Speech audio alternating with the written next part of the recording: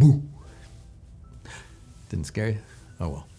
Well, some people get scared and then they stay scared. And then some people get scared and they laugh and they just enjoy it. But then some are stuck for life because of that little point of terror that in their life. It all depends how you respond to it. There are several responses to fear, and one is flight and one is fight. And then the other one, which is not so often talked about, and it is freeze. If you've ever seen an animal freeze in the wild or on the Nature Channel, well, then you've seen the freeze response. The animal will just freeze. Some goats fall over. They look like they're dead. And that's a freeze response. Now you see the tiger fighting against the antelope, that's fight. You see the antelope running for its life, that's flight. So fight, flight, and then the antelope that freezes, and then the crocodile gets it anyway. No, that's not a good time. Freezing is not good. Fight, flight, or freeze. Where does all this stuff comes from?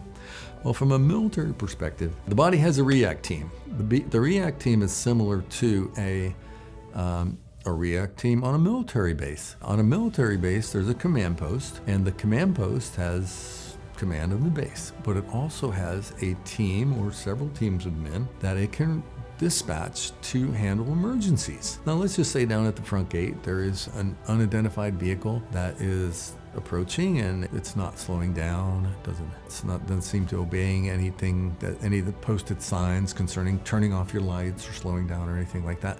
So the vehicle's approaching and front gate calls it in. Central Command, they send immediately send the react team because a perceived threat is on the way. Now I might have hyped this up a little bit, but not too much. The react team gets down there. They arrive, man, they're all pumped up. They got on the right kind of armor for the situation. They got the right weapons for the job. And they're arrived there and they're all pumped up in fight mode. Well, what if there's superior firepower? Well, then they go into flight mode. or if they can't fly, if it's safer to freeze, then they freeze until they can flight or fight. So they may go into any one of those modes in order to get their mission done. Now, normally the freeze mode that causes people problems. Freezing when you're in a combat situation may be just survival. It may not just because your body went into an automatic response of that. The dangerous part of that kind of freezing is that you can't respond. You're frozen. The fight, flight, and freeze response may happen. For guys that are in combat, it's fight or flight. You fight.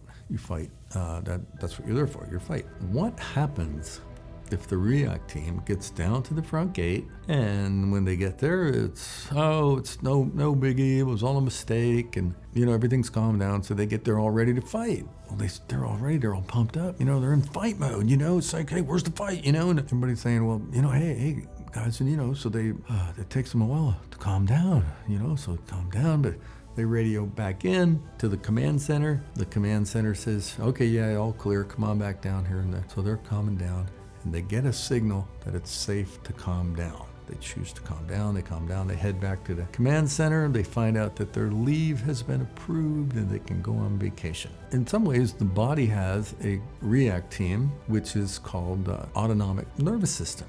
It works automatically, so which means I don't have to think when I need to blink my eye or digest my food, and all bodily functions pretty much are like that. They just work automatically. Okay, and the body also has a parasympathetic nervous system. The automatic nervous system is sympathetic nervous system, and then you have a parasympathetic connected to it. So you have a sympathetic and parasympathetic nervous system, and one is like putting on a gas pedal, and one of them is like putting on a brake. One speeds you up, one slows you down. Okay, the react team down at the front gate, they're all speeded up. They got gas running in their system. Man, it's dumping high test cortisol into their system, man, and they're all pumped up. And then they get the command. All right, stand down. They're gonna take a deep breath, stand down. Oh, they're long. Yeah, they get on back to the command center, winding down, calming down. Finally, they calm down. The problem arises when years later they're sitting around and all of a sudden they feel like they need to go in fight mode at the front gate again. And then they're sitting at the kitchen table with the kids. And now they start talking and yelling commands as if they have possible incoming fire. And they never even had any incoming fire. They just, lived the moment. And it was embedded in them as a point of trauma because they didn't know how to stand down. They didn't calm themselves down. They just let it get lodged in there. If you know how to calm down your sympathetic nervous system by activating your parasympathetic nervous system, you can come out of the fight, flight, or freeze response a lot quicker. Tapping. Tapping involves sending a signal to the parasympathetic nervous system telling you it's safe to relax, telling the body it's safe to relax. So in other words, if I have a stressor that's telling me, just any kind of stressor that's there's a big lion that's right there, there's a big lion behind the board, there's a big lion behind the board, and you hear some sounds because it sounds like a lion behind the board. They think, so you have the stressor behind the thing, so you think there's a lion because you hear it, but then you're tapping on these meridians and the body's getting a conflicting signal. So now you got the stressor, big lion in the room, but you're getting a conflicting signal that says, well, it's safe to relax. And then you move the screen and you find out, oh, it was just a recording and it wasn't really a real lion. But the command center inside of you didn't know if it was a real lion or not. It didn't know if it was a threat or a perceived threat. So it said, hey, we got to react. So while the big lion thing is facing up there, it's like trouble at the gate. We got to go. We might have incoming fire.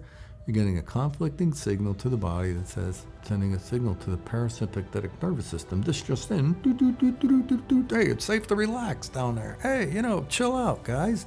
You're getting these signals that says, front gate, yeah, it wasn't that big. Oh, yeah, it wasn't even that big of a deal. You finally get this dawning, you can, oh, wow, man, it took me years to let that go.